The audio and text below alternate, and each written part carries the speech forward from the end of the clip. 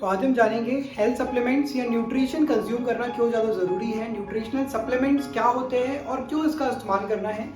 जब हम एग्जाम देने के लिए जाते हैं और हमारे कुछ सवाल लिखने के बाकी रह जाते हैं मेन कॉपी में, तब हम एक एडिशनल कॉपी लेते हैं जिसे हम कहते हैं सप्लीमेंट्री कॉपी। बिल्कुल वैसे ही हमारे भोजन के अंदर पोषण होता है, न्यूट्रिशन होता है, और जब हमारे भोजन के माध्यम से हमारे शरीर की पोषण की जरूरत पूरी नहीं होती और उसे हम एडिशनली किसी और माध्यम से लेते हैं तो उसे हम न्यूट्रिशनल सप्लीमेंट भी कहते हैं। तो आइए हम जानते हैं न्यूट्रिशनल सप्लीमेंट क्यों इंपॉर्टेंट है।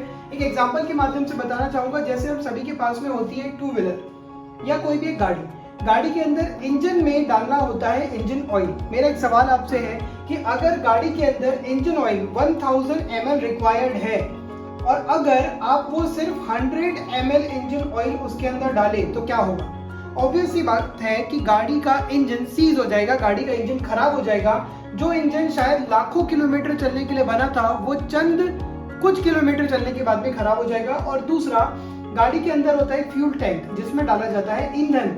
अगर आप ईंधन में किसी प्रकार की मिलावट करते हैं तो उस मिलावट की वजह से भी आपका इंजन खराब होने लगता है। बिल्कुल इसी तरह मानव का शरीर होता है। मानव के शरीर में भी इंपॉर्टेंट होता है न्यूट्रिशन, जैसे कि यहाँ पे फ्यूल। इस न्यूट्रिशन की वजह से ही हमारे बॉडी में हमारी हेल्थ रहती है बनी, हमारी लाइफ जितने भी साल की होती है, लाइफ साइकिल जो होता है वो पूरा होता है। ये हमें एनर्जी देता है। हमारे शरीर की तमाम बायोकेमिकल प्रोसेसेस इसी न्यूट्रिशन की वजह से होती है। और हमारे शरीर में कोशिकाएं बनती और बनती है तो वो नई बनने वाली कोशिकाओं की गुणवत्ता और उनका कितना लाइफ स्पान होगा, किस क्वालिटी की वो सेल्स होगी, वो भी डिपेंड करता है न्यूट्रिशन के ऊपर। और इस न्यूट्रिशन को डाइजेस्ट करने के लिए चाहिए होता है एयर एंड वाटर। पर क्या आज के समय में वास्तविकता में हमारे भोजन में न्यूट्रिशन की क्वालिटी और क्वांटिटी कम हो गई है? आइए इस चीज को मैं समझाता हूं आपको प्रैक्टिकल तरीके से।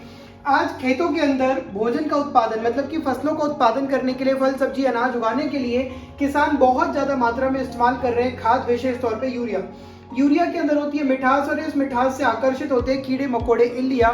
ये कीड़े और इल्लियां बर्बाद करते हैं फसल को। अब अगर फसल बर्बाद होगी तो लोगों को खाने को भोजन नहीं मिलेगा, किसान की पैदावार घटेगी।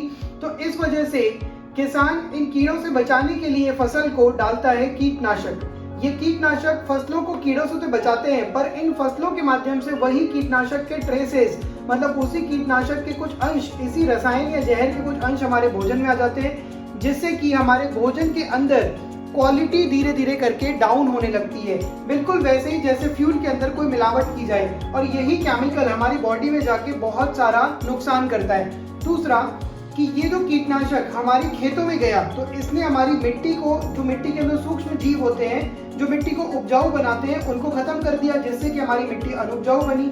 जब मिट्टी अनुपजाऊ हो गई, मिट्टी में पैदावार घटने लगी तो और ज्यादा खाद का इस्तेमाल करना पड़ा। जितना ज्यादा खाद का इस्तेमाल करना पड़ा उतना ज्यादा कीटनाशक इस्तेमाल करना पड़ा। जितना ज्यादा कीटनाशक इस्तेमाल हुआ मिट्टी उतनी अनुपजाऊ बनी और साथ ही साथ भोजन में केमिकल की मात्रा भी बढ़ती गई। तो इस तरीके से हमारे शरीर में जरूरी न्यूट्रिशन की क्वालिटी भी खराब हो रही है और क्वांटिटी भी खराब हो रही है। एक आपको फैक्ट बताना चाहूंगा कि खेती योग्य मिट्टी के अंदर बायोमास होना चाहिए 3 से 6%, पर आज हिंदुस्तान की मिट्टी में ऑन एन एवरेज औसतन 0.5% बायोमास ही बचा हुआ है। और जितना ज्यादा ये बायोमास कम होता जाएगा, जितना ये बायोमास घटता जाएगा, उतनी ही हमारी मिट्टी अनुपजाऊ होती जाएगी। और एक डेटा के मुताबिक हिंदुस्तान की मिट्टी अगले 45 साल के बाद फसल उगाने योग्य नहीं रहेगी, क्योंकि बायोमास घट रहा है। तो इस प्रकार से भोजन में न्यूट्रिशन भी कम हुआ, भोजन की न्यूट्रिशन की क्वालिटी और क्वांटिटी भी डाउन हुई।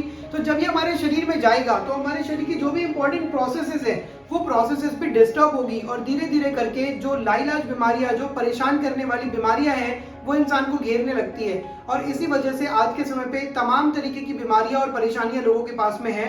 अगर हम चाहते हैं, देखिए साइंस में एक बात करते हैं, prevention is better than cure, मतलब बचाव ही उपचार है।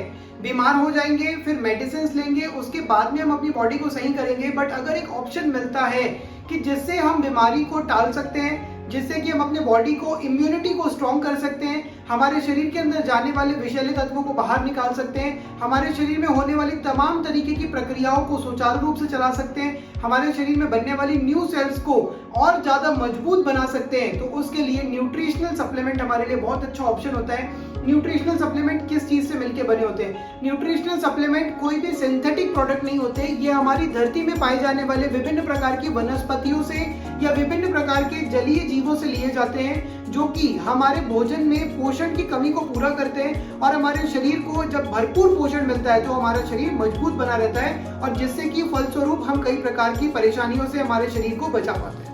तो आप भी न्यूट्रिशन सप्लीमेंट्स का नॉलेज लीजिए, अपनी बॉडी के लिए जरूरी न्यूट्रिशंस को कंज्यूम करना स्टार्ट करिए, अपने फैमिली में न्यूट्रिशंस को कंज्यूम कराना स्टार्ट करिए और अपने आप को हेल्दी वेलबींग में, अपने आप को स्वस्थ रखने में मदद करिए। एक सवाल अंत में मैं आपके लिए छोड़ना चाहूंगा, आप न्यूट्रिशनल सप्लीमेंट बिल्कुल मत लीजिए, परंतु कल को अगर आपको किसी प्रकार की कोई बीमारी का सामना करना पड़ता है तो आपको जिंदगी भर कहीं ना कहीं किसी न किसी दवाई गोली का सेवन करना पड़ेगा।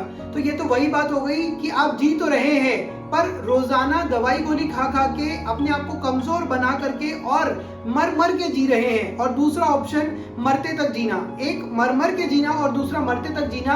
आप अगर खुशहाल जिंदगी मतलब कि स्वस्थ जीवन जीना चाहते हैं, जब तक आपकी मौत नहीं आती तब तक कि आप चाहते हैं कि मैं स्वस्थ रहूं, तो उसके लिए आपको बहुत ज्यादा जरूरी है कि आप न्यूट्रिशनल सप्लीमेंट्स को कंज्यूम करना स्टार्ट करें। This is what I have as a knowledge और मैं आप तक पहुंचाना चाहता था। Thank you so much, wish you well.